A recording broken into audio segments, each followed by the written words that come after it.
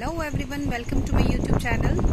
आज का हमारा टॉपिक जो है वो है एंटीबायोटिक सेंसिटिविटी। जैसे कि यू ऑल नोज कि बैक्टीरिया टू टाइप्स के होते हैं, gram positive and gram negative. वो मैं आपको ऑलरेडी बता चुकी हूँ। ये टॉपिक थोड़ा लंबा रहने वाला है, इसलिए मैं इसको 2 पार्ट्स में डिवाइड कर दिया हुआ है। सो आज हम एंटीबायोटिक और सेंसिटिविटी के बारे में पढ़ेंगे। तो लेट्स स्टार्ट।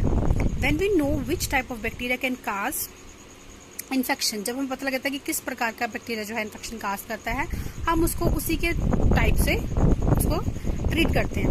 राइट, मतलब पता लग गया कि बैक्टीरिया जो है ग्राम पॉजिटिव है, ग्राम नेगेटिव है, उसकी जो है ट्रीटमेंट हम उसको स्टार्ट करते हैं, जो डॉक्टर्स होते हैं। But to treat an infection more effectively, बहुत अच्छे से अगर हम उसको ट्रीट करना चाहें तो वी नीड टू नो, हमें पता होना चाहिए कि कौन सी एंटीबायोटिक जो है उस पर काम करेगी, उसकी डोसेस क्या रहेगी। राइट, अगर किसी बंदे को, किसी पर्सन को कोई इन्फेक्शन होता है, लाइक यूटीआई होता है, यूरिनरी ट्रैक्ट इन्फेक्शन होता है, तो डॉक्टर वांट्स टू नो कि which type of bacteria it is and which type of antibiotic given to it, so the disorder is the infection is cure. So antibiotic तो दे रहे हैं, ठीक है। पहले कल्चर लगाया तो कल्चर का पता लगा कि कौन सा बैक्टीरिया था।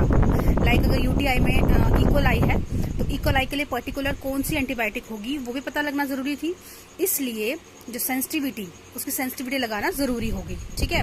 Therefore we talking about antibiotic and sensitivity test. इसलिए हम एंटीबायोटिक और सेंसिटिविटी टेस्ट से पता लगाते हैं कि कौन सी बैक्टीरिया को कौन सी पर्टिकुलर एंटीबायोटिक जो है लगेगी, जिससे कि वो बैक्टीरिया किल हो जाएगा।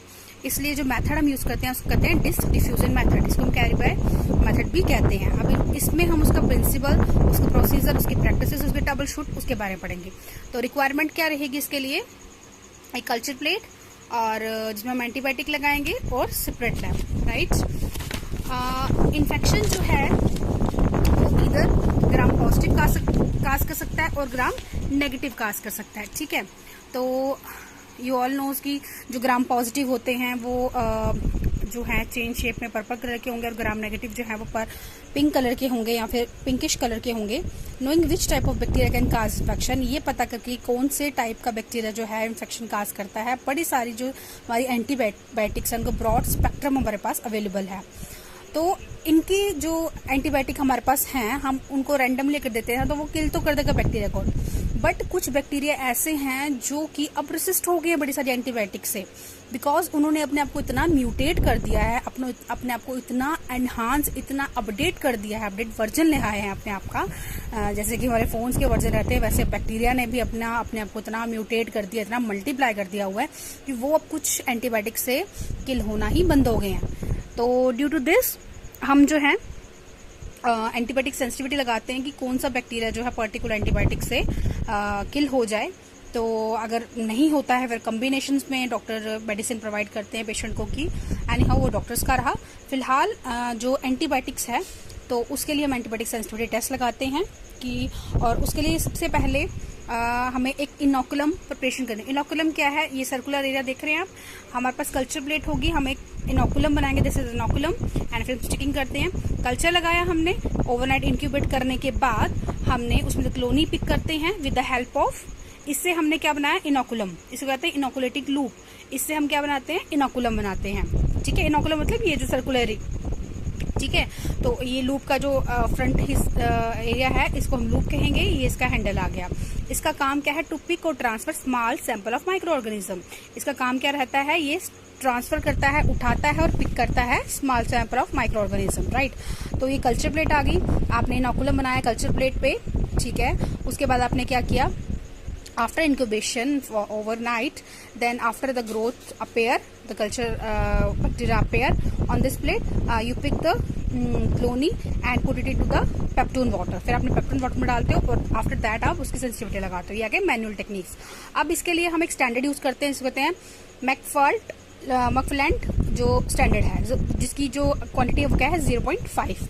अब इस स्टैंडर्ड का एक्चुअल में स्टैंडर्ड का काम क्या है? एक तो स्टैंडर्डाइज करता है नंबर ऑफ बैक्टीरिया, कि कितने बैक्टीरिया टेस्ट करने चाहिए। अगर हम क्या करते हैं, बहुत कम बैक्टीरिया लेते हैं तब भी फॉल्स रिजल्ट आता है, और अगर बहुत ज्यादा बैक्टीरिया लेते हैं तब भी फॉल्स रिजल्ट आता है, ठीक है। तो अब हमें पता होना चाहिए कि ये एक्चुअल में जो हमारा स्टैंडर्ड है ये बनता कैसे है। How to prepare 0.5 McFarland standard. तो इसमें 99.5 ml क्या डलता है, 1% सल्फ्यूरिक एसिड डलता है, एंड 0.5 ml 1.75% बेरियम क्लोराइड डलता है। एट रूम टेम्परेचर इनको इकट्ठा करते हैं डार्क एरिया में, तो क्या बनता है हमारा, ये स्टैंडर्ड बन जाता है।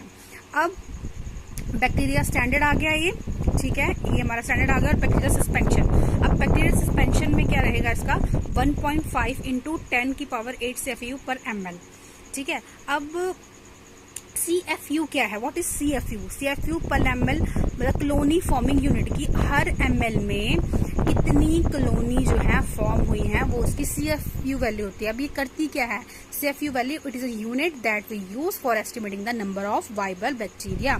ये क्या होता है, जो जीवित बैक्टीरिया हैं, जो लाइव बैक्टीरिया हैं या फंगल हैं, एक सैंपल के अंदर उनको एस्टिमेट, उनको कैलकुलेट करने के लिए हम इस CF वैल्यू को यूज करते हैं। और ये सिर्फ क्या काउंट करता है, लिविंग, ओनली जो लिविंग सेल्स होते हैं उनको ही ये काउंट करता है, राइट। तो आपको इतना समझ आ गया। नेक्स्ट क्या रहेगा, अब हम इसका जो हमारा डिस्क डिफ्यूजन मेथड है, जो एंटीबायोटिक सेंसिटिविटी टेस्ट लगाते हैं, वो हम 2 मेथड से लगाते हैं, मैंने आपको बताया था, ठीक है। तो एक हम जब पढ़ रहे हैं वो आज है डिस्क डिफ्यूजन मेथड। तो डिस्क डिफ्यूजन मेथड से हम कैरिबर मेथड भी कहते हैं, ये क्वालिटेटिव टेस्ट है, क्वालिटेटिव मेथड है। क्वालिटेटिव मेथड और क्वांटिटेटिव मेथड में ये डिफरेंस होता है, जो क्वालिटेटिव मेथड होते हैं वो सिर्फ इसकी क्वालिटी दिखाते हैं, और जो क्वांटिटेटिव होते हैं उससे इसकी क्वालिटी के बारे में पता होता है। बैक्टीरिया जो होते हैं वो लॉन में, एक मतलब कि लाइक लॉन ग्रो करते हैं, एक पूरे एरिया में ग्रो करेंगे, और उनका जो जोन ऑफ इनहिबिशन होता है, उनका जो टाइम पीरियड रहता है वो 16 से 18 आवर रहता है। अब पर्पस क्या है इस टेस्ट का, ये आपको सस्पेक्टिबिलिटी टू द एंटीबायोटिक, कि कौन सा बैक्टीरिया कौन से एंटीबायोटिक से सस्पेक्टिबल है। सस्पेक्टिबल या सेंसिटिव का मतलब, सेंसिटिव और रेसिस्टेंट का मतलब क्या है, सेंसिटिव मतलब बैक्टीरिया इस दवाई या इस एंटीबायोटिक से किल हो रहा है, उसको उसके अगेंस्ट सेंसिटिव है, मतलब वो दवाई या वो एंटीबायोटिक इसको ग्रो नहीं करने दे रही है। रेसिस्ट का मतलब कि बैक्टीरिया को कोई फर्क ही नहीं पड़ता कि भाई ये कैसी एंटीबायोटिक है, वो अच्छे से ग्रो करता है। अब जब हमें सेंसिटिविटी और रेसिस्टेंट का पता लग जाएगा, अब जो रेसिस्ट होंगे वो तो डॉक्टर एडवाइस नहीं करेंगे, जो सेंसिटिव होंगे उनमें जो ग्रेडिंग अच्छी होगी वो डॉक्टर प्रिस्क्राइब करेंगे पर्टिकुलर ट्रीटमेंट के लिए, तो ये ट्रीटमेंट ऑप्शन में भी हेल्प करेगा। अब इसकी इंटरप्रिटेशन क्या रहती है, ठीक है, सपोज करो ये क्या है, आपकी कल्चर प्लेट है, ठीक है। अब ये आगे आपकी आपने क्या लगाई, एंटीबायोटिक, दिस इज जो आपने ग्रो करवाई पेप्टोन वाटर के साथ, आपने देखा ओवरनाइट के बाद, ये जोन ऑफ इनहिबिशन बनी है। What is this? This is zone of inhibition. ये एरिया क्या गया, जोन ऑफ इनहिबिशन, मतलब ये जो है ये बैक्टीरिया इससे सेंसिटिव है। इस एंटीबायोटिक अगर आपने कोई भी इसमें एंटीबायोटिक लगाई, वो इससे क्या है, इससे वो सेंसिटिव है, इसलिए वो इससे दूर दूर भाग रहा है, ठीक है। यहाँ पे बैक्टीरिया जो है वो क्या है, रेसिस्ट है, इसलिए इसके क्लोज आ रहा है, राइट। मतलब सेंसिटिव है तो जोन ऑफ इनहिबिशन जो होगी वो थोड़ी क्लियर होगी, मतलब उससे वो बैक्टीरिया मर जाएगा। बट अगर रेसिस्टेंट है उससे वो बैक्टीरिया नहीं मरेगा, इसलिए उससे क्लोज आएगा, ठीक है। अब हम इसकी CFU जो वैल्यू निकालते हैं, अगर हम इसकी एंटीबायोटिक जो सेंसिटिविटी है उस टेबल में देखें, जो हमारा CLSI का और FDA का टेबल होता है, जिसके बारे में आपको फर्दर बताऊंगी, उससे हम जोन ऑफ इनहिबिशन कितनी है, कितने डायमीटर है, उसको हम रिकॉर्ड करते हैं। फिर ये कितने प्लस है वैसे देके, जो ज्यादा ग्रेडिंग में होती है डॉक्टर प्रिस्क्राइब करते हैं, वो वाली जो है वो ज्यादा इफेक्टिव है, तो वो ज्यादा सेंसिटिव है तो हम यही प्रिस्क्राइब करते हैं पेशेंट को, ठीक है। अब इसमें जो कल्चर तो हमने लगाया, कल्चर तो हमने लगा दिया, हमने अगर उसको कल्चर लगा दिया, न्यूट्रेंट में लगाया या ब्लड में लगाया, जिसमें भी हमने जो भी कल्चर लगाया, आफ्टर दैट हम जो सेंसिटिविटी लगाते हैं उसके लिए एक पर्टिकुलर अगार प्लेट आती है, उसका क्या नाम है, मूलर हिंटर अगार। अब मूलर हिंटर अगार क्यों यूज होता है फॉर एंटीबायोटिक सेंसिटिविटी टेस्टिंग के लिए, क्योंकि नॉन सिलेक्टिव है, कोई पर्टिकुलर सिलेक्शन नहीं है कि इस बैक्टीरिया के लिए पर्टिकुलर रहेगा, ये सारे बैक्टीरिया के लिए है। नॉन डिफरेंशियल है, क्योंकि कोई डिफरेंशिएट नहीं है कि मतलब ये वाला बैक्टीरिया जो है लैक्टोज है तो ये नॉन लैक्टोज है इसलिए हम इसको यूज करेंगे, नहीं, ऐसा नहीं है।